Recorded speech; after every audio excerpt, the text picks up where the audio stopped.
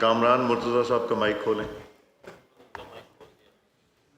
ان کی کون سی سیٹ ہے وہاں؟ تو وہ عالیہ کامران صاحب ہیں, وہ کامران مرتضیٰ صاحب نہیں ہیں.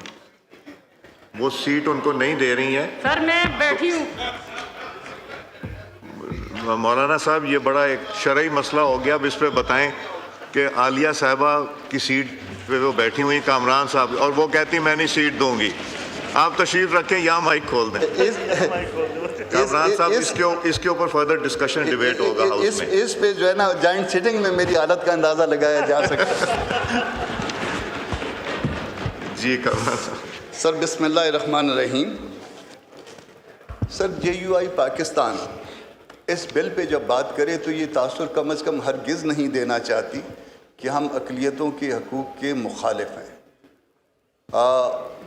باوجود ایک مذہبی سیاسی جماعت ہونے کے ہم ان کو اپنے جیسا شہری سمجھتے ہیں, مگر اس کے ساتھ ساتھ ایسا بھی کوئی تاثر نہیں دینا چاہتی یا ایسا بھی کوئی لیجسلیشن جو ہے وہ یہاں سے نہیں جانے دینا چاہتی جس سے یہ تاثر ہو کہ شاید جو ہے میجارٹی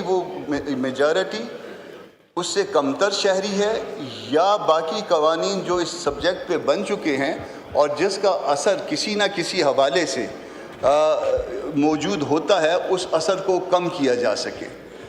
دو باتوں پہ اس میں اعتراض ہے. میں یقیناً جو ہے نا مانتا ہوں کہ بہت عرصے سے یہ معاملہ پینڈنگ ہے اور in presence of a judgment of supreme court یہ پینڈنگ ہے, مگر اس لیجسلیشن کو جس نے بھی ڈرافٹ کیا ممکن ہے غلطی سے یا ممکن ہے جان بوجھ کے, دو چیزیں اس میں جو ہے نا وہ بہت قابل اعتراض ہیں. ایک سیکشن 35 سر, سیکشن 35 اس کو اگر ذرا دیکھیں گے, پہلے اس کو سیکشن 1 کو دیکھیے گا کہ this act shall be called the national commission of minorities right act, اور اس کو اب سیکشن 35 کے ساتھ ملا کے پڑھیے گا کہ act to have overriding effect. The provision of this act shall have effect notwithstanding anything contrary contained in any other law for the time being enforced. اب اس کا اثر کیا ہوگا سر جب آپ اس کو کر دیں گے؟ تو ہوتا یہ ہے کہ جو ریسنٹ قانون سازی ہوتی ہے یہ اس وقت یہ ریسنٹ ہوگی. آج اگر یہ فرض کریے یہ ساؤتھ سے اس جوائنٹ سیٹنگ میں پاس ہو جاتا ہے اور صدر اسسنٹ کر دیتے ہیں تو یہ ریسنٹ ہوگی, اور اس کا اثر یہ ہوگا کہ اس سے پہلے جتنی لیجسلیشن ہو گئی ہے یہ اس کے اوپر اوور رائڈنگ افیکٹ رکھے گا, اس کے اوپر فوقیت رکھے گا. تو فوقیت میں وہ جو اینٹی قادیانی آرڈیننس 1984 کا ہے اس کے اوپر بھی اس کی فوقیت آ جائے گی. عدالتوں میں ایک ایسی بحث شروع ہو جائے گی, ایسا مسئلہ شروع ہو جائے گا جو ہم سب کے لیے پرابلم کریٹ کرے گا. تو میری تارڑ صاحب سے بات ہوئی ہے, اعظم تارڑ صاحب سے متوجہ ہوں, انہوں نے بھی گو کہ اس میں ایک تجویز کی ہے امینڈمنٹ کی, مگر میرا خیال ہے کہ اس سیکشن کو سیکشن 35 کو ایز اے ہول اومٹ کرنا ہوگا.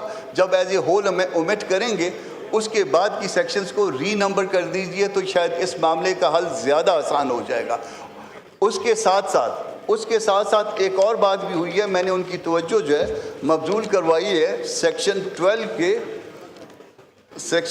کے کلاس ایچ پہ, جہاں پہ سو موٹو کا اختیار بھی آپ نے کمیشن کو دے دیا ہے. ایک طرف آپ عدالتوں سے سو موٹو کا اختیار لے رہے ہیں اور دوسری طرف کمیشنز کو یہ اختیار دے رہے ہیں. تو اگر کسی کو تکلیف کرنی ہے تو ایک 4 روپے کی درخواست جو ہے وہ اس کمیشن میں داخل کر سکتا ہے.